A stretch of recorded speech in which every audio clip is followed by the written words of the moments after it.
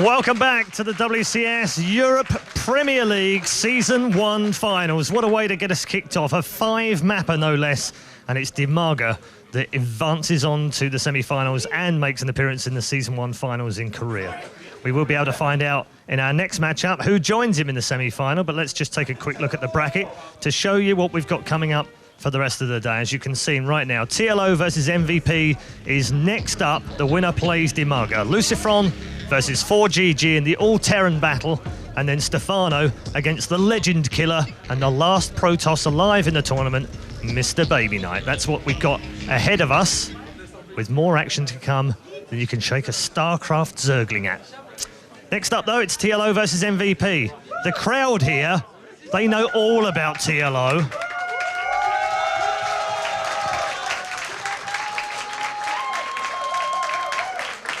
But just in case you don't, here's the man himself. My name is Dario Wünsch. I'm from Germany and I play Zerg for Team Liquid. I am the best Zerg player that plays my style. My approach to the game used to be a curse to me. It allowed me to win games against players who are mechanically better, but it also made me not take care of my own mechanics as much. When I come up with new build orders, it's a very intuitive, organic approach to the game. It's very Zerg-esque, really, embracing the evolution of the strategies. Occasionally it happens in tournaments, which can be a good thing, but it's a little bit volatile, and I'm trying to learn to control it more. I changed my training in the past 2 or 3 months. It's helping already, and that just shows me how much potential going into the training with a qualitative approach rather than with a quantitative approach has.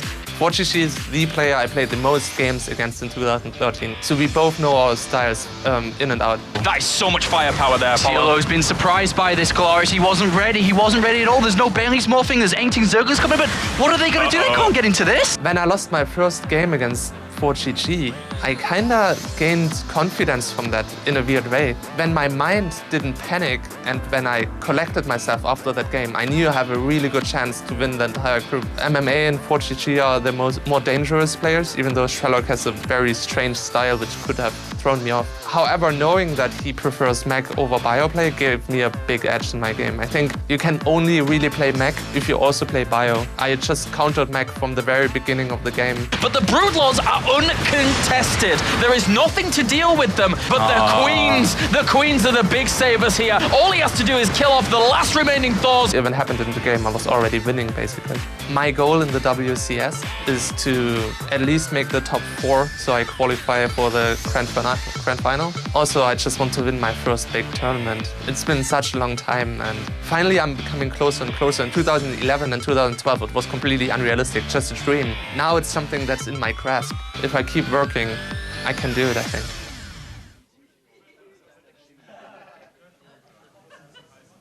So plenty of fan favourites here in Cologne for the hometown hero TLO. Is he going to make his first big final in StarCraft 2 Heart of the Swarm? We'll find out over the next 2 days. He goes head-to-head against a 4-time GSL champion. It is an amazing feat already in Wings of Liberty, but he hasn't delivered yet in Heart of the Swarm. It is the one and only MVP. 네, 제 이름은 정종현이고요. 저는 한국에서 왔고 팀은 LGIM 팀이고 종족은 테란을 하고 있습니다. 제가 유럽에 왔을 때 항상 대회 성적이 좋아서 유럽을 선택했고 우리 예전부터 뭐랄까 유럽이 저한테 잘 맞는 것 같아요. 생활 패턴이라든지 먹는 거나 그런 것 생활 모든 게 다 잘 맞는 것 같아서 유럽으로 선택했어요. 일단 한국은 레더를 굉장히 많이 하는데 유럽 선수들은 레더를 별로 안 하고 쉬는 시간에만 레더를 하는 것 같고요. 한국인들은 거의 레더로만 연습을 해서 레더 서치할 때 좀 한국은 되게 빨리 잡히는데 유럽은 좀 늦게 잡히는 것 같아요. 제 플레이 스타일은 일단 공격적일 땐 공격적이고 방어적일 땐 방어적이라 상대가 예측할 수 없는 그런 스타일인 것 같아요. Oh, but there's so much firepower here. He lands storms across all of these siege tanks. It's pretty good. The siege tanks can't move out of that. He's going to be able to bust a few of the siege tanks as well as the bunkers, but I don't know whether there's enough gateway units here to deal with this, as the bio reinforcements were 134 supply against 88. 예전에 비해서는 많이 지금 못하고 있는 상태인데 이번에 우승해서 다시 세계 최고가 되려고. MVP is making this look easy. 100 supply difference. dominating. This is annihilation. This is simply one-sided. It is MVP. Amazing, amazing play thus far. 일단 부상 몸이 안 좋아서 좀 게임도 오래 쉬고 그렇게 쉬다 보니까 실력도 떨어지고 실력이 떨어지다 보니까 연습도 더 안 하게 되고 이렇게 악순환이 반복돼서 실력이 지금 많이 줄은 상태고 이제 앞으로는 연습 열심히 해서 다시 우승하고 싶어요. 일단 가장 우선적인 것은 연습을 많이 하는 거고 그리고 이번 시즌에 연습을 좀 예전보다 많이 해서 이번 시즌에 우승해서 시즌 파이널도 우승해서 다시 최고의 선수가 되고 싶어요. 우승할 확률은 50% 정도 된다고 생각하고요. 일단 8강부터 차근차근 이겨서 결승까지 가면 결승에서는 안 질 것 같아요.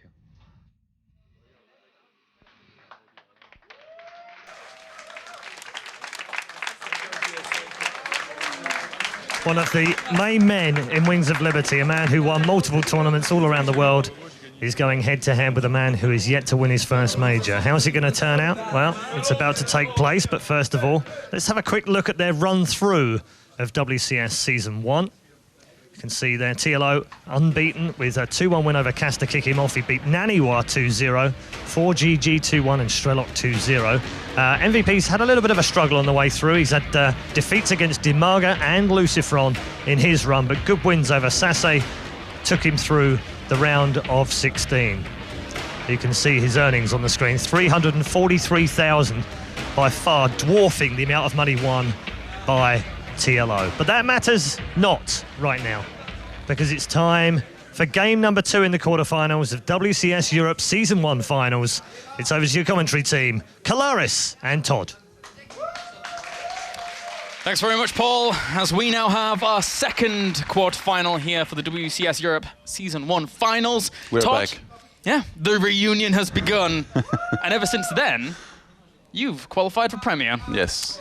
I didn't want you to, partially. Really? Okay, I did, but didn't. Anyway, so we do now have our first series, our first games on the way in just a little bit. MVP versus TLO. Map vetoes will commence here. And TLO, I believe he gets the first pick. Yeah, I had a very interesting chat with TLO before, and he was mentioning to me that it was very important for him to get the first pick. So that's what he's gonna go for here. He's decided that he's gonna get this first pick, and he wants to set the pace for this entire series. I guess I shouldn't mention everything he told me, because they can probably hear us right now, but he was basically telling me that he wants to have the first, third and fifth pick over the second and fourth. He thinks that's better, and that's already you can see how meticulous he is with his preparation. He checked the rules, the exact rules of what exactly was going to happen here. He knew he finished first in his group and MVP finished second. He knew that he could choose who would pick the first map, and he decided that it was going to be him picking 3 of the 5 maps here. Right, that's very interesting. And to that point, we have now Akalon Waste going first, which, you know, for Zerg here going up against the Terran, doesn't want him to easily have those earlier bases here. And now the handshake has begun.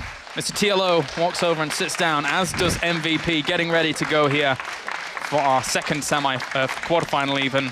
TLO's portrait looks so intimidating behind him. Imagine MVP glimpses during the game, he's like, shh. Well, the thing is, though, is that me and Apollo were discussing this in the round of 16, that MVP has this air about him, just this presence, that he's MVP. Yes. You can, as much as TLO is coming into this well-prepared, well-versed against Terrans, betting against MVP 9 times out of 10 will put you down. If Terran players were an army, I think MVP would be the general.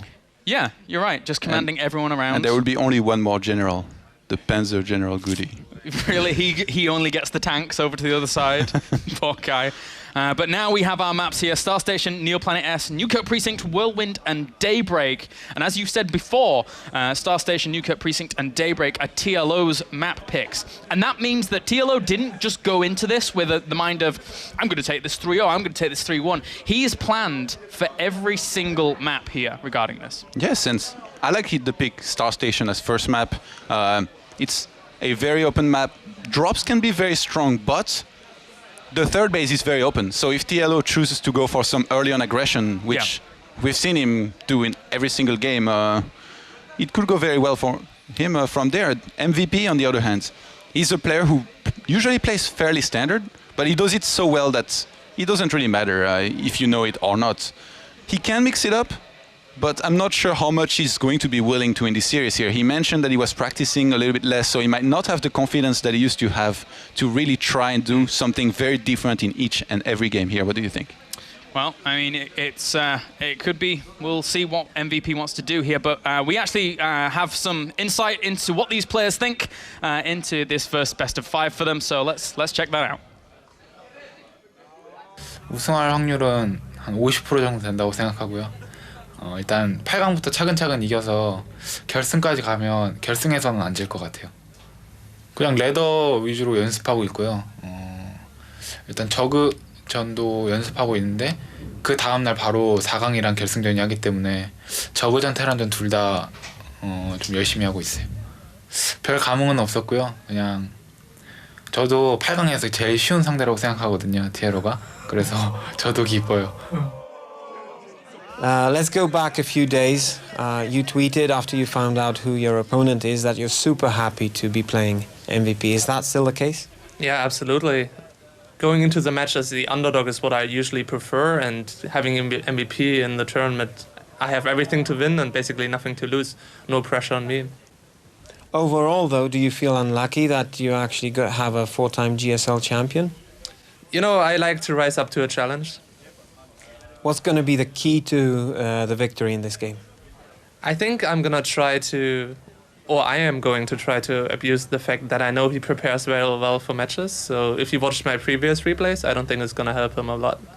So is it actually very likely that he's going to play something he's never played against before?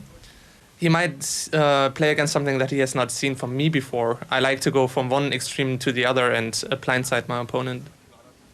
What do you have to say to that, to his statement that you're the weakest player out of the other 7 that he could have faced in the playoffs? Well, I'm very happy he sees it like that. If he underestimates me, I already have an advantage in the match. All right, so TLO, some words for his opponent then. As we just heard, TLO preparing for his opponent's preparation. Yeah, that's so interesting. Yeah. He's one step ahead. Yeah, it's metagaming the preparation of the... I can't even... It's metagaming the metagame. Yeah. Well, we'll see how well that's going to work out for him as we load up onto game number 1 here between TLO and MVP. Star Station is our first map.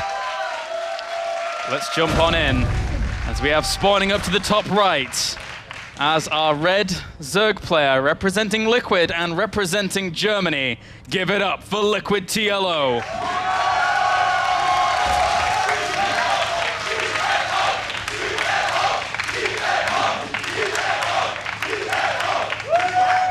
I let the crowd do the talking. And spawning down to the bottom left as our blue Terran representing LGIM, representing Korea. Give it up for MVP. This is TLO's map. He picked this first map to open the series. Now, he's talked about how he knew that MVP likes to prepare for his opponents, and TLO basically prepared for the preparation of MVP. Yeah. You still following? I am following you. Keep going. So TLO from there, he mentioned to me that he was already, early in these games, he was going to scout differently than he usually does, because he knew that MVP would watch his VODs and his replays. He told me that he would send his overlords through different directions to make sure that MVP did not watch one of his replays and does not try to proxy in a corner where usually no overlord will fly through. Wow. That's super interesting, I think. That really is. That is just absolutely meticulous planning there by TLO, trying to deal with the preparation of MVP, who is well renowned in this kind of setup of a tournament. He is arguably the best player of all time in a setup like this. When preparing for an opponent, when being able to study for an opponent, and especially in long drawn out series, MVP hardly ever lost. Now going up against TLO, TLO has a tall order on his hands, but if there's anybody to take MVP out right now in the round of 8, it could definitely be TLO. Yeah, definitely. MVP, he's gonna go for the command center first here, and I like the choice of not putting it down his ramp here, because we know TLO can be a bit of a wild player, wild card sometimes. He can really go for those early on aggressions to try and either set the pace for the series or really surprise his opponent. So MVP is gonna play it safe. He just walls off with his command center and his barracks. Not gonna play risky in this earlier stage of this game, at least. Yep, just getting that everything good to go here. SCV will poke on forward, see the fact that the hatchery did go down first, so he knows exactly what's going on, along with scouting out that spawning pool eventually. And I'm very, very curious to see how TLO is going to mix things up here. Again, with the preparation he's done, trying to catch someone off guard that you know is prepared for your styles already, there's going to have to be something crazy coming out of TLO across a span of best of 5. He has to have planned so much. And TLO scouting so far has been very minimal. I mean, he sent his overlord across the map. Remember, this is only cross map. He hasn't been able to spot anything yet. He's not going to know that this is a command center first for some time.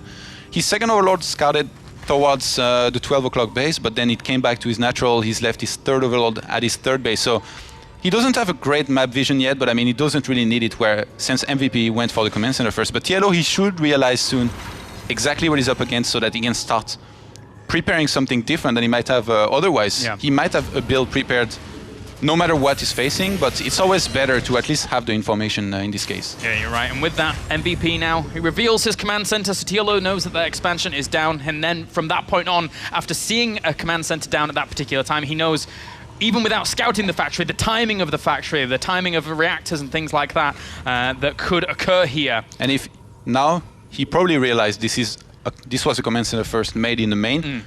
What do you think he's thinking? What should be the following? Well, I mean, technically he could keep it going for... Oh, you mean for MVP? Yes. Of course. Well, I mean, there's always those Hellions coming along for things like that. But at the same time, we haven't seen too many Korean Terrans really mixing up to the point of Hellbats, but he is actually going to go for that. So MVP opening things up in a very Terran European-esque style. And I was thinking, usually you see Terrans when they go for command center first, lots of the time they go for very quick third command center as well. Yes. But MVP so far is not opted for that. Since he's going for Hellbats, he's going to need Medivacs. So his third command center is going to be very late in this game, or at least later than it would usually be, because he's going to try to inflict some economic damage onto TLO. Remember, we've mentioned it many times, this map very good for drops because of all the dead space around the bases. And TLO is going to have to be very careful. He needs to be aware that this is coming if he wants to have a very good shot at holding it. If you don't know, if you just see a Medivac headed to your base, you're not necessarily going to be sure what's in it. And a Baneling Nest actually goes down pretty quickly here for TLO, so just trying to hold off a little bit of aggression from MVP, maybe. Baneling's pretty good against Hellbats once they actually come along, as they do start production now.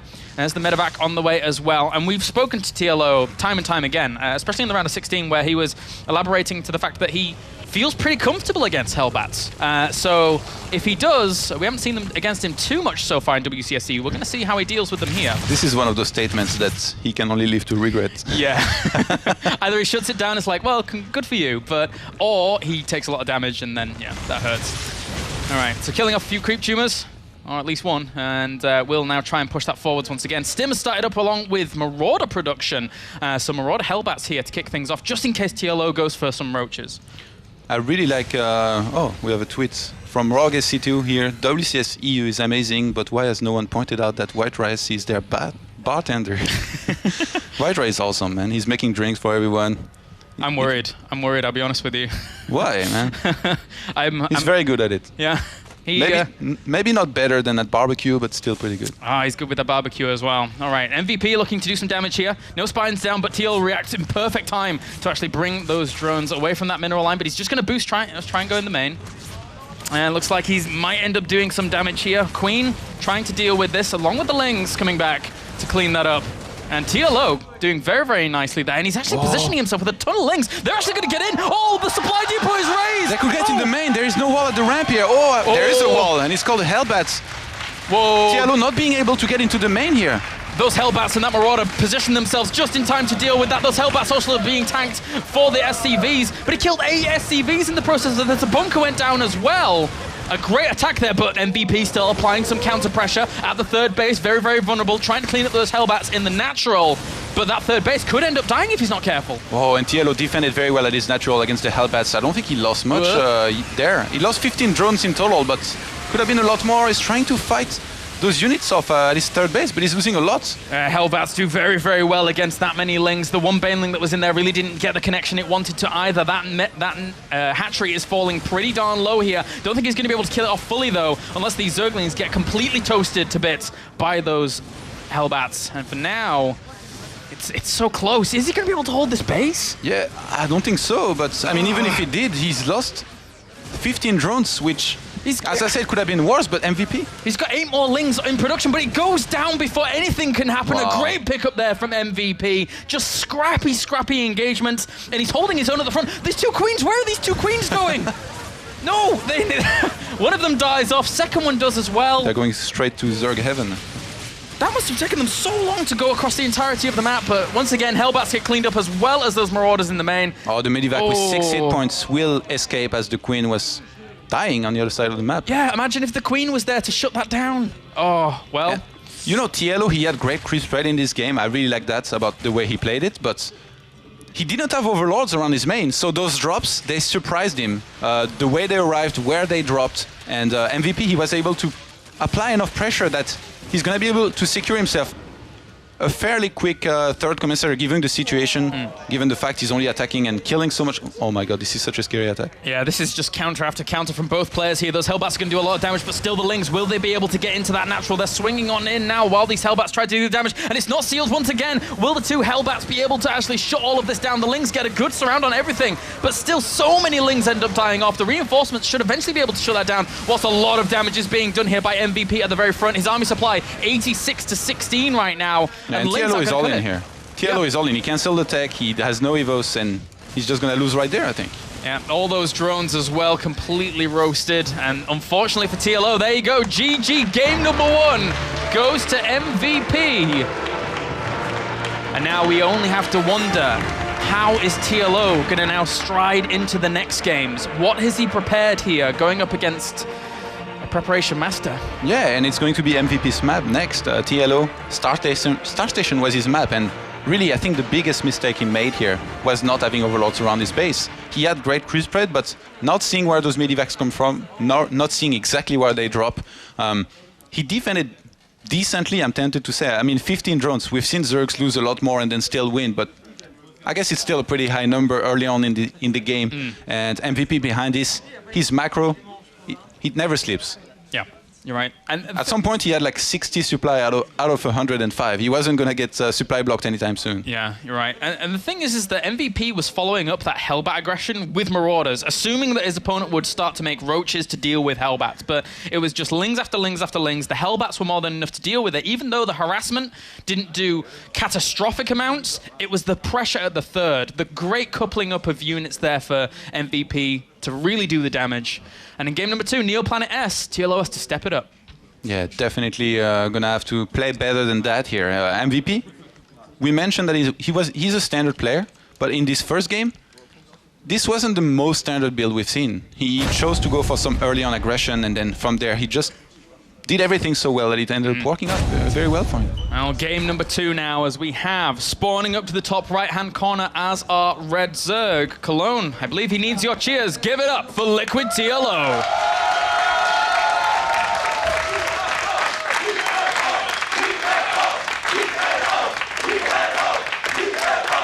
And spawning down to the bottom left as our Blue Terran.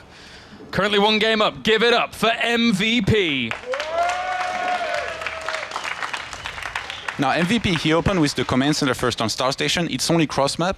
I like the way that went for him. Obviously, he won. And I like the idea behind it. Playing it fairly safe, going for a build order he knew he couldn't die early on with, and then going for a very precise build. So now, on Neoplanet, I don't think we're going to be seeing command center first. There is this possibility, but it's much less likely. Oh, wait, he's sending his SCV back. As I say that. Oh. But usually on Neoplanet you see the Terrans play a little bit more standard and straight up game. But yeah, it does look like MVP wants to go for the command center first here actually. So playing a bit of mind games here. I mean, there is no completely clear counter with which you can kill this every single time. Even if your opponent goes for command center first, as long as he makes it up the ramp, he can get Marines and defend against any kind of rushes. It's going to be very hard for TLO to counter this, especially given the fact that you can't know in advance if your opponent is going to do it. So usually you wouldn't see players take the risk to try and counter this blindly. And to your point about that you brought up at the very, very beginning of this series, TLO sending his initial Overlord in a little bit of an interesting direction here, sending it over to his third and then down to the towards his opponent's natural. But so really kind of making sure that he doesn't lose them, for example, spotting that location, see if there were any kind of proxies, for example. Good moves there by TLO, but... Yeah, and TLO, preparing for that, preparing for the possibility of MVP proxying. He's almost hoping that MVP will proxy, but sadly for him, so far in this series, it's the opposite. Yeah. He's opening with a command center instead of 2 barracks. So TLO not so fortunate so far with the way things have been going, but at least he's going to be alive early on in this game and kicking things here. He's not made a guess yet, so he might go into a few queens into a quicker third maybe on this map, but I don't know. I really like his creep threat the previous game. As I said, it was the overlords that lacked. On this map, it's going to be less important because there aren't that much dead space around the bases. I think if there's anything that we take from this series thus far is that I think MVP would probably end up opening this kind of command center first build on every map. It really fed him very nicely there. Of course, unless he's in a really odd, high tense position and he just decides to go for a proxy, which MVP has done a lot in the past at the end of series. So you can really never put anything past him as he's trying to spot out a third with the SCV and may even make a bunker or something there. Yep. Nope. eBay usually. Yeah. Then you can cancel later on, but TLO will find that. And again, TLO is going to see the timing on that second command center landing at the expansion. He's going to know exactly what he's up against, and then from there he can choose what to go for. But MVP so far is open the same way. Do you think we're going to see Hellbats again? I think we could do. It worked out really nicely for him in game number 1. He may just go into Hellions and then into either Widowmine defense or something like that, which would work out quite nicely against what we saw from TLO in game number 1 as well. So he has a lot of options available to him right now, as he does have his second gas up and running. In previous game, I thought that 15 drones is not the highest that you can get, but the thing is, usually it would not be, because the Zerg can just drone right back behind this. But MVP, he kept on applying so much pressure. He dropped in the main, he dropped in the natural, he attacked at the third same time. He forced TLO to make units behind this. So he told him, I'm going to weaken your economy, and then I'm not going to let you rebuild it in the meantime. I'm going to keep on applying pressure to you. And that's why it worked out so well. MVP, he was in perfect control, and yeah, he's going to open the same way here. The armory goes down. And the thing is that to what you've just mentioned, this in game 1 worked really, really well. Not just in a harassment way, but also a direct engagement way. So MVP might take that from game number 1 and say, I'm going to do a very, very similar thing. I'm going to go to your third with the similar construction of units here, and then from that point on, pressure you. And if TLO sticks on just Lings alone, it can be very, very difficult to hold off. Yeah, and also TLO, again, his overmap presence on the map is not the greatest. He has actually one now entering MVP's main. He might be able to realize that this is going to be the same opener, because he sees the quick starport, and he doesn't reveal that he saw it. He did not reveal that. I think he pulled back on time so that MVP won't know. So TLO from there, he can start preparing in his own way. He chooses to throw down the double evolution chamber. No Roach Warren yet, and he's getting a spore. Yeah, Spine and Spores are the natural there, trying to help out against this kind of eventual drop play that will end up coming along. But MVP for now is going to start poking around with these initial Hellions. Be very, very irritating with those. And the Baneling Nest once again does go down for TLO. So he's going to try and hold on with Ling, Baneling, and a little bit of static defense. The adaptation there from TLO from game 1 to game 2 is very evident in that static. Yes, and I'm surprised he doesn't go for Roaches. It would definitely help defend against this, but MVP already starting the Marauder production here. He wants to be very safe. It's exactly the same as game number 1. Impact as well. Yeah, trying to get that out where he can, so he can transition onto maybe that bio play later on, as that first drop does come out across the map. And I don't think it will be spotted until very late. Luckily for him, TLO, he knows about it. But imagine this Medivac got into the main, where there is only one queen right now. Only Lings will be able to come and defend. It does look like MVP wants to go for the third here. And he's going to drop those Hellbats as well, along with the Hellions. It's actually a fantastic synergy that Hellbats and Hellions have with one another. Those Lings trying to get this round. Will they be able to get the Hellions in the back? No, they will not. The Hellbats also doing a lot of damage to them as well. These Queens really need to hold on, but he focuses one down. Great control with those Hellions to not only save them from the Lings initially, but also kill off that Queen. But still he pushes him back. The Queen's focused down the medevac. Good defense there by TLO. Yeah, pulling back the Queen, sending in those Lings against all of those units. Splitting his Queens pretty well. No... Those Hellbats, they never got any really good area damage against those Zerglings. And wow, TLO, he sent his overlord all the way inside the main of MVP in the meantime, so he's going to be able to spot that Steam Pack is being researched. 2 extra barracks were made just below that. MVP doesn't even care that TLO knows. He's got 8 Overlords in production right now. If he actually produces a huge flood of units from this point on, he could hit something really, really strong. But at the same time, his upgrades are going to be great in comparison to MVP's. And because he only has Marauders and not that many Marines, Ling Baneling could actually shred that up pretty nicely as long as the Hellbats are out of position. Even Massling. Yeah. And, well, the Queen will be met out of position here. It's going to fall. MVP's army is quite scary here. TLO, he needs to make only units from there. He has 18 Zerglings on the way, 5 Banelings, but MVP will hit directly. He's trying to remove... Oh, he sees the Banelings. MVP is going to have to split very well here, even maybe pick up into those medivacs. And because the layer's not done, Centrifugal Hooks is not here either, so those Banelings are going to have a hard time really getting the connections that they really want to, especially with MVP splitting himself so well. Army supply 40 to 30 in favor of MVP right now. The Banelings connect, but with a lot of Marauders at the front, not really doing a whole lot. More reinforcements come along here for MVP. It looks like he's going to take out this third base. He's so well positioned and fortified here. Yeah, and the drones, they are hiding in a closet here on the top left. They are hoping that TLO can hold this, but it doesn't look right now like he can. He's surrounding with his Zerglings. Oh, he tries to transfuse his hatchery, but it dies off anyway. The Zerglings get roasted up by the Hellbats, and MVP, once again in game number 2, applying great pressure. The drone's trying to get away. Oh, they did. Bless him. And he's going to throw down that hatchery as well once again. So. If MVP had seen that, he could have just moved in there and he would have killed all of those. But now TLO, he's only lost the hatchery. Well, I guess he lost his entire army, but it wasn't that much.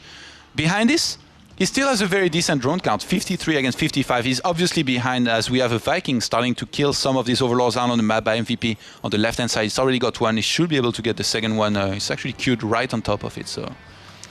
And the thing is that with the Spire going down to Centrifugal Hooks right now, because he's only on 4 gases, he's going to be pretty starved in terms of getting this composition fully up and running, whilst MVP now takes his third, gets all of his bio going. Ling did spot that, but for TLO, he can't really do too much about that right now. Yeah, and MVP just scanned the main of TLO just now, so he's going to be able to know that there are Mutas on the way, unless TLO cancels, but then what does he go into from there? He's got very few options right now, as you rightly pointed out. It's 54 army supply against 30. That will jump up a little bit for TLO once he gets a few more minerals in, so he can kind of equalize out that mineral to gas, with the Spire now finishing and getting up and running. But MVP's macro is not going to slip. The Zerglings try and do some damage at the third base, but MVP's all over it. Yeah, MVP's brought himself up to 5 barracks. 4 of those have a reactor on them, so he's going very marine heavy. He's getting a second factory now, so I think he wants to go very marine and mine heavy, keep on applying pressure to his opponents, try to do some economic damage if he can, and then from there finish it. Now he already got his third, he's going to start throwing down the bunker. Oh, TLO, does he go for a fight here? I don't think he should. He should wait until MVP steps on the creep, try to get a good surround. TLO is finally saturated on his third base again. He's a little bit behind on the worker count. This army of MVP right now is so strong with those Widow Mines in tow as well. He doesn't have Drilling Claws, so he can't position himself as quickly as he would like to, but all the scans for MVP reveal exactly where his opponent is. Widow Mines are positioned very nicely as well. Slowly but surely, MVP is moving into his opponent's natural here, and TLO is running out of time. He needs to make something happen right now. He's going to try with a few Zerglings. Great split from those Zerglings to actually soak up some of those Widow Mines, and good connections as well with the Banelings. He's going to clean this up. That was really impressive. Yeah, and the Evo with the 2 attack upgrade and it died here. The 2 armor is still on the way, but it's very low on hit points. It looks like TLO wants to counter-attack here, but look at the supply. MVP has already remade a huge army. Oh, that's so many Marines here. They've got +1 weapons as well, so that's going to help out a lot. 76 army supply to 23 right now. These few Mutalisks, there's even a bunker missile turret going down at this position. So it's going to be so difficult here for TLO to try and wiggle around, do some damage with these that he needs. Oh, but those Banelings, will they... Do they need like the best detonation ever to... They do. I think TLO to come back here. But the army supply is just too great for MVP here. 97 against 46 right now. I think he might just crash into that command center, you know. I think he actually might just go for it. He would just get counter-attack. And MVP is moving across the map right now. He has to do something kind of risky, and that might be it. He's going to go into the third base here with these Banelings. Are they just going to crash into that command center? Yes, they're going to go into the mineral line here, and they're going to try and hunt them down. The Zerglings trying to catch them, but they're all on mineral walk, so he won't be able to catch them in the end. These Marines also moving into position for assault here. Oh, and the 2 armor upgrade, it finishes now. Barely on time before the evolution chamber dies, but TLO is just so far behind on supply. 23 army supply now against 90. How does he win? Trying to hunt all of this down. He gets a few connections with those SCVs, but at the same time, MVP applying so much pressure to TLO back at home. All of the drones are going to end up dying off. He has 22 army supply right now. MVP, there you go. GG. 2-0 to the Korean representative here, and MVP is looking like a force to be reckoned with right now. Yeah, very impressive, I have to say. Very solid, obviously, we knew that. He said he was practicing less since he had an injury. Yep. Or at least he had some problems with his health, which I think is related to his wrist, but it doesn't show, to be honest. No, not at all. And the thing that keeps coming back to bite TLO here is really that Hellbat Marauder push-out that constantly is doing great damage to his opponent's third. Now the adaptation for TLO needs to set its focus on that aspect of these games and say, I need to shut this down. If I don't, my economy gets shut down itself, and then back at home, my opponent is taking a third. That's a horrible position for a Zerg to be in. It kind of felt like TLO wanted to play in a little bit of a Hyun-esque style, which is you leave lots of Zerglings across the map, and then when you see the Terran move out, you have Banelings ready to counterattack him, and then at home you make mass Banelings, you wait until the Terran steps on the creep, and then you do damage to him with the Banelings and Zerglings you're counterattacking with, and then you defend with barely enough every time. And if once or twice you're able to kill lots of SCVs or too much army, if once or twice you get great detonations, you're going to win the game very convincingly. So Terran just has to do one big mistake and then he's going to lose every single time. And in the first game, TLO, he was behind after the original attack, but he tried to go for that later on. He didn't work out. He was too behind. And in the second game, just this first attack caught him off guard. There was too much. And I believe we can actually check a replay here. This is the actual players' reactions whilst this is going on, whilst the damage is being done to the third here, at the very end of this game. And TLO... MVP doesn't look impressed. No, but TLO looks really kind of down about that loss in game number 2. And now, from this point on, TLO has to win 3 games back-to-back to try and seal himself a spot in that semi-finals. It's going to be an uphill struggle. MVP in game number 1 and 2 looked great. Can TLO do it? Can he bring it back? I think he can, but MVP right now looking very impressive. You need to play so well to take this guy out. TLO, he needs to stay calm here. He shouldn't let those losses affect him. He said before that he's got a lot better at this, so that's what he's going to have to try and do here. If he plays his best game, we've seen him beat great players so far already in this tournament. So he can do it surely, but yeah, it's just so hard. Could. TLO's looked great throughout WCS Europe thus far. MVP had a little bit of a struggle, but now here, offline, now against TLO with the preparation that he's done, is looking really good. So we now load up into game number 3. Newkirk Precinct is our map as we jump on in here to see if MVP can take it a swift 3-0 or if TLO can bring it back. Here for game number 3. Spawning down to the bottom left-hand corner as our red Zerg. There's the potential that this is the last game for him here in this quarterfinal. So he needs your cheers once again, guys. Give it up for Liquid TLO.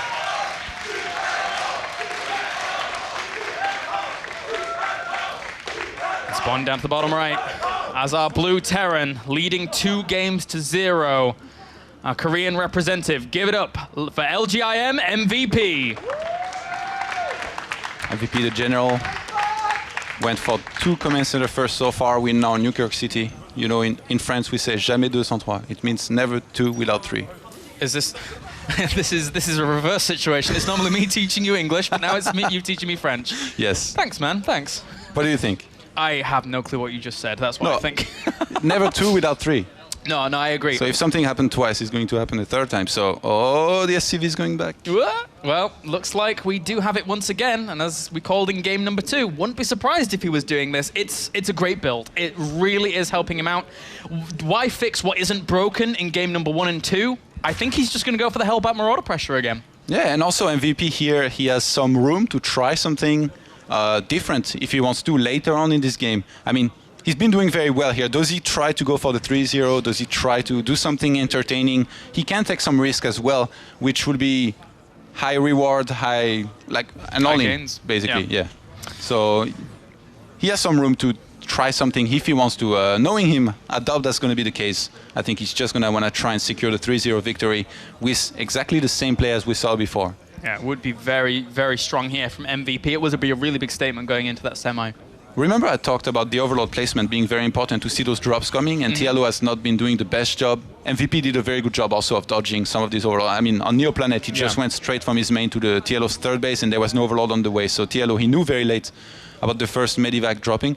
But on this map, you have to expect drops. Yes, it's close by air after all, so to speak. So TLO, if he has overlords between his main and MVPs, if he doesn't take any damage against those drops, be them Hellbat drops or late game or mid game drops, he's going to have a very good chance to take out MVP, at least in this game, I think. Yeah. He's looking to try and do a bit of scouting here as MVP. Have a look around, sees the hatchery first, sees that spawning pool done as well. So TLO just keeping himself well and sturdy, and no gas has been taken for him just yet. So that's really what MVP was scouting for there, trying to see if any gases were taken in case something crazy was going on. And they're going for the exact same build so far, both of them. TLO, he took his gas a little bit later in the previous game, didn't go for a 4 queens build with late gases.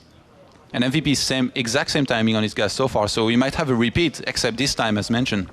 Some overlords placed on the way really helped him. And I've got to say, I really like the abundance of queen play that we're seeing actually from TLO. It helped out in that initial aggression in game 2, killing off that Medivac and him taking not much damage at all. It was just the follow-up that he had a lot of trouble with. So if TLO sits back on that 4 queen play, maybe even more, and where's this one going? We have a queen moving out right now. Is he going to... Wait, he doesn't have a layer morphing in, so it would be... Oh, he's going to throw down a hatchery and then throw down some more creep, and then he can easily spread the creep. Wow, that's very clever. Yeah. He can start a little bit further. Why not do it like a little bit? Oh, so he does get it down just before it actually goes away. Oh, Bunker actually starts here. Is that Supply Depot actually? Yeah, Supply Depot. And he did not actually see the creep being spread in the middle of the map, so... didn't slow it down too much.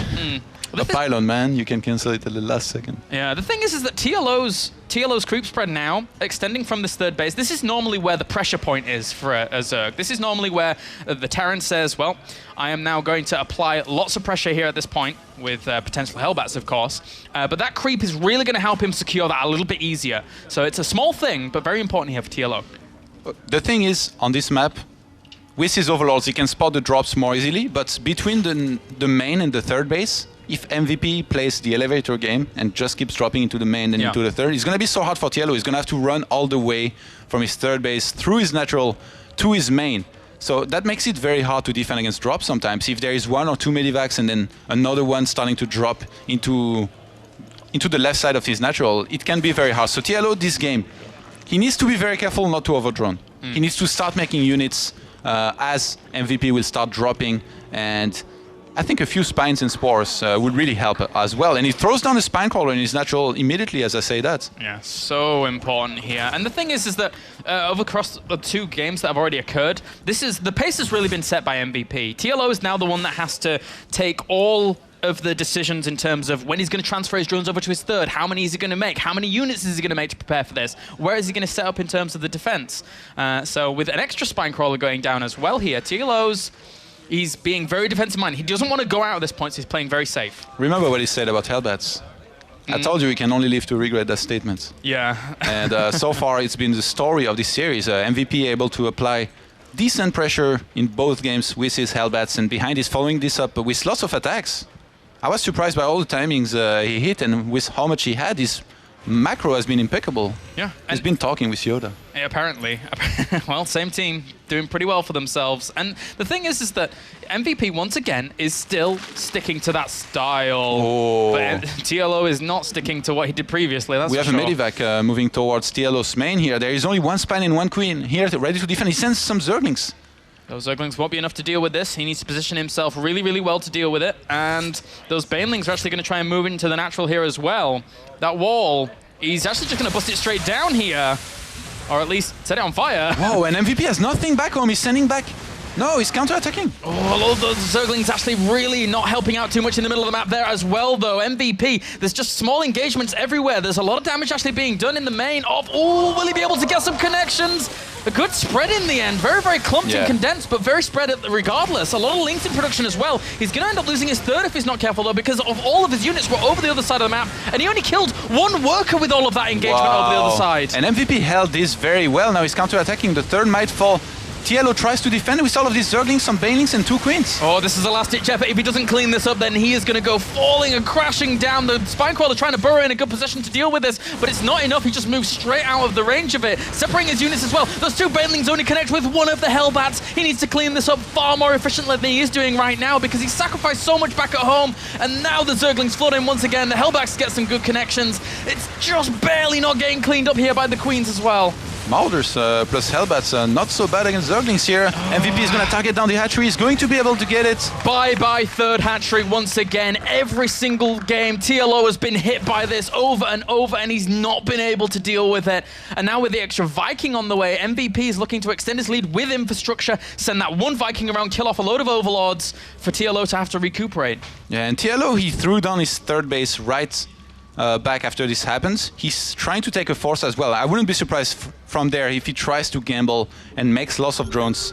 But MVP is not going to let this happen. MVP is very worried about annulling right now. You see he's throwing down bunkers at his expansion, and already having his third command center, he has all those infrastructures ready in his main. He's upgrading a lot. He started 1-1. He knows that he's pulled very far ahead here. The Korean general, he's more than 10 walkers ahead. Yeah, he threw down those scans. He realized his opponent wasn't on that much gas either. What else can he possibly be doing other than teching up, other than plowing all of his income into more attacking potential? And with that now, MVP knows what's up. And TLO, yeah, this is so weird. He threw down 2 extra hatcheries. I think he wants MVP to see this. MVP scans the third base of TLO. He might think he's safe, but he does not salvage the bunkers yet, but TLO is going to go for it now.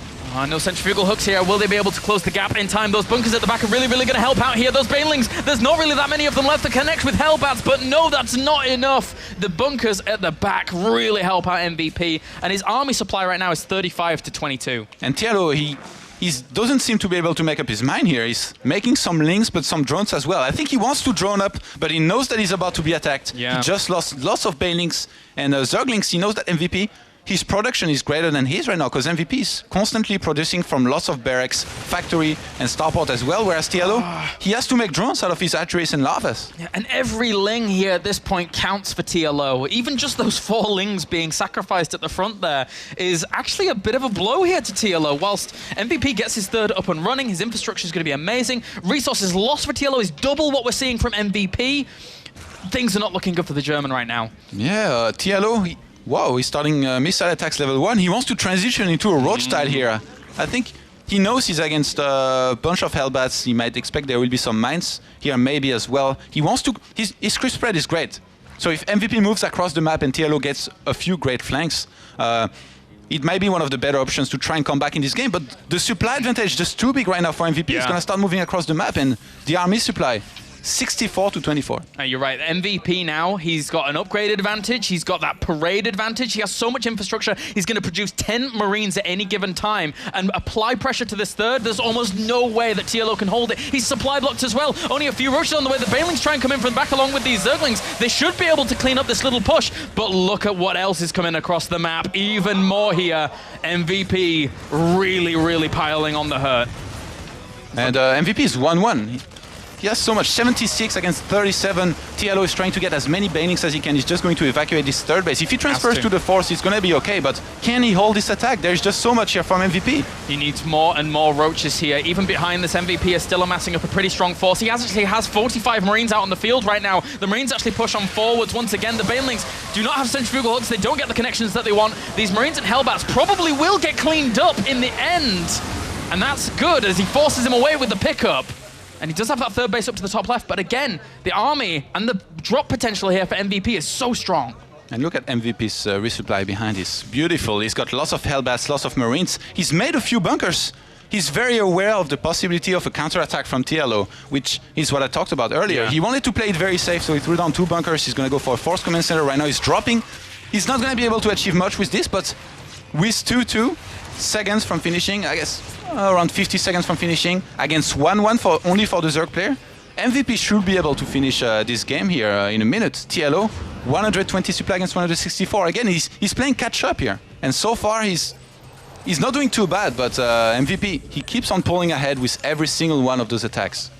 Does, and with that, the upgrade advantage as well, really helping him out. Centrifugal hooks now starts, but it's not going to be out in time. MVP is deciding now that this is it. He's going to push across the map with a pretty strong force. In fact, he's leaving a little bit of it behind as well. Just trying to slowly but surely poke away at his opponent. There is a drop heading into the main as well here.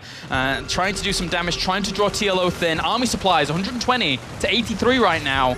TLO's going to have a really hard time dealing with this. And MVP scanning a lot here, removing lots of those crypt tumors. He knows that if those Bane links are not on those crypt tumors, he's going to be able to split better. And these triple-pronged attacks are just too much for TLO to deal with. He doesn't even have the army value to actually fully accumulate all of this defense that he needs to. He pushes away the drop in the main, that's very, very good. And he pushed away the drop at the third as well. But this damage in the middle is being very annoying. Now that MVP's maxed, he could bring everything with him if he wants to while securing the fourth. I absolutely love here that he didn't commit. He dropped 2 places at once with, I guess you can call this his main army, but he's not even close to being his main army because it's only a small portion of his army in the middle of the map. He removed lots of those crypt tumors in the meantime. Yeah. He just used those drops to buy himself some time. Look, see, he's scanning again. If there is no crypt tumors, it's going to be so hard for TLO to fight on open grounds and take the win here. He finally has centrifugal hooks, but he's not going to have the speed to really engage as well as he wants. Credit where credit's due. The army supply is 105 to 128, so TLO has got himself up a very, very strong army as well. He's going to push him from either side. Clear Reconstitution not done, though, so those roaches are going to have a much harder time of closing the gap, along with the upgrade advantage there as well for MVP. GG! And MVP storms onto the round of 4 here, defeating the hometown hero, Mr. TLO. Yeah, pretty sad for TLO, but MVP... Today we know which MVP showed up, I guess. Yeah. Sometimes you see MVP having a little bit of a harder time. TLO obviously very sad about the loss here, but he had a great road to come here. He played very impressively the entire tournament up to this point. MVP, he secures himself a spot in Korea. TLO here. Devastated at that loss. But in the end, he still has another shot to go to Korea. He still has that 5th place decider bracket. And have you ever seen videos on How to Basic? If you haven't seen them, you can look them up. But basically, that's what MVP did there. He How to Basic TVZ. How to Basic? How to Basic. You should check out those videos, and you can Will I be disappointed? No, you won't be. He How to Basic TVZ just there. So that means now that we know our first 2 players moving on to the round of 4 in the form of Happy and MVP. And actually, those guys are going to play each other in the round of 4 now. Demaga and what am I on about? Demaga and MVP. I've got this thing in my head as if I was like, well, I thought Happy was just going to win. But Demaga versus MVP. And that is actually a rematch from the very beginning of WCS round of 32, where Demaga was able to arguably steamroll MVP. Yeah, but considering how MVP looked here... Yeah. Ooh, scary stuff. Yeah, I would be scared if I was Demaga. Demaga is never scared of anybody. No, apparently. All right, guys, we're going to send it over to an interview with the victor, Mr. MVP and Red Eye. Thanks very much, guys. Yes, with the winner and the man who has rekindled some form from Wings of Liberty into Heart of the Swarm, finally showing us what he's made of. MVP, congratulations, well done. You're through to the quarterfinals, and you're also through to going home to Korea at the end of the season. Talk us through the 3 games. Hellbats played a major role in it, and it seemed quite straightforward, was it? 그냥 경기 얘기해주라고 그냥 헬벳. 일단 헬벳이 저글링한테 굉장히 강력해가지고 초중반에 테란 유닛 중에는 가장 괜찮은 것 같아서 이 빌드 위주로 사용했고 그래서 좀 손쉽게 이긴 것 같아요. Well, actually, Hellbats are really good against Zerglings, and Hellbats as early units are really good. So, and through the Hellbats, he got an early advantage always. That's why he kind of won easily. Okay, talk about what you did coming into this, because from my point of view and from many people's point of view, this kind of setup where you have time to study your other player and you have best of 5 seems to suit you really well. 너 지금 여기 무슨 연습했는지, 여기 TLO랑 대회하기 전에 어떻게 연습했는지, 그리고 지금 TLO가 너 상대방 누구인지 알면 정말 준비 잘 된다고 맞는지 그냥 누구 상대인지 알면. 일단 레더 위주로 연습을 많이 했고, 그리고 어제 저녁에 MC 저그랑 한 3판 정도 한 게 도움이 많이 된 것 같고요. 그리고 뭐 상대를 알면 아무래도 스타일 같은 측면을 파악할 수 있기 때문에 좀 더 편한 것 같아요.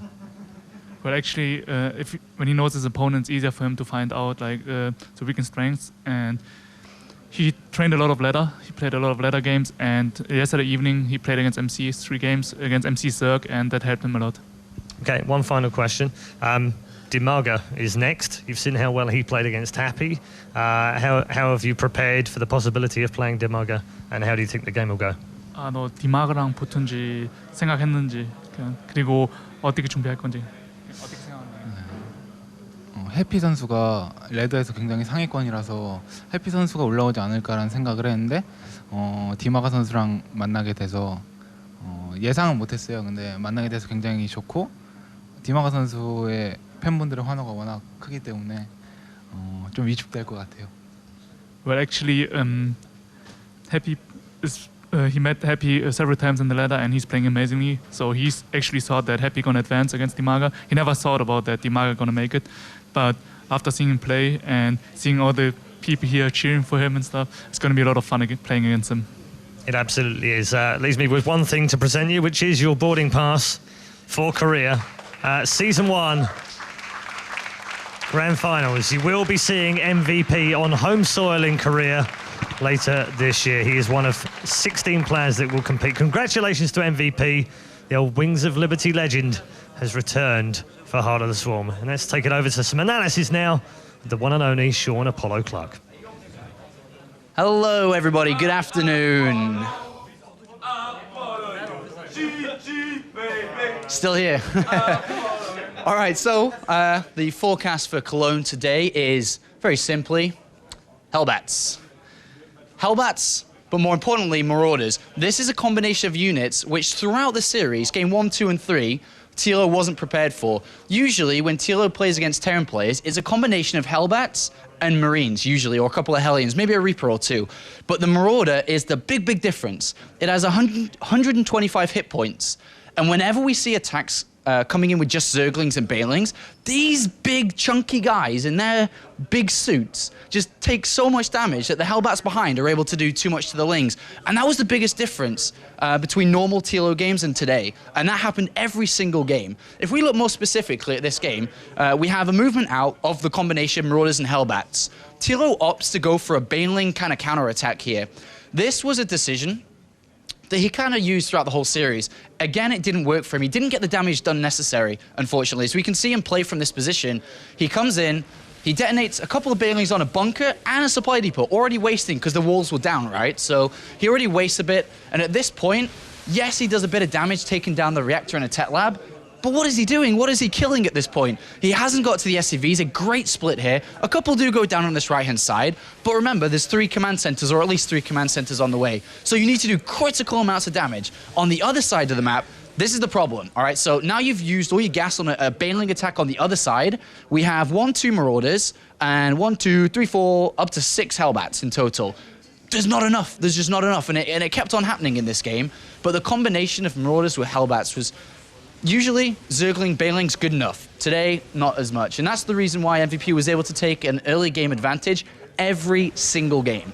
Giving a 4-time GSL champion an early game advantage in whenever, it doesn't matter which game, 1, 2, 3, or for TLO's case, all 3, it's not good enough, unfortunately, here today. And that was the main reason why TLO lost his game. So congratulations to MVP, and I'm going to pass it over to Red Eye. So see you in a bit. Thank you very much, Sean. More fantastic analysis from our in-house caster, Mr. Apollo. Fantastic from him. We'll see him in game number 3. And we'll also see Todd a little bit later on, because there is a Protoss match you may have noticed at the bottom of the bracket as our last game of the quarterfinals. We have MVP versus Dimaga through. And Blizzard, if you're watching, well, actually, David Kim, if you're watching, you might need to nerf MVP, because that was pretty demolishing. Anyway, we're with the Hoodman right now. Has been monitoring all your tweets and your messages and threads and what have you. We've also had one of the good tweets that we liked earlier on, which we'll pop on the screen in a moment for you so you can see it. there's our tweet so far of this particular segment. If you want your tweet featured, just come up with a really cool tweet about WCS, about the play styles, about particular units, about players, about anything that you like. Maybe it's White Ra behind the bar, or maybe it's Sean Apollo Clark looking grey today. I don't know. Whatever you want to tweet about, tweet at it, and make sure you use the hashtag #WCS. I can see Apollo in the corner of my eye, not happy with me already. So that's how you can get involved with social media. Don't forget, for the best tweet of the day, Mr. Clark, behave. For the best tweet of the day, we will be giving away 3 fantastic prizes, all signed by the round of 8 players as well, so it's worth doing so. Let's get #WCS trending all over the world. Next up, it's a brilliant TVT game. That's what we've got coming next for you. You won't want to miss this one. It could be the champion coming out of this game. It'll be 4GG against Lucifron, the best that Europe can offer in the form of a Terran. But before we get there, what's your favourite band? This is a hard question. Benedict Cumberbatch, but contested by Patrick Stewart. Edward Norton. Maybe Daniel Day-Lewis. Im Soo-jung. Johnny Depp. Jenna Lewis Coleman. Natalie Portman. Dexter's sister. Helena Bonham Carter. Angelina Jolie and Brad Pitt.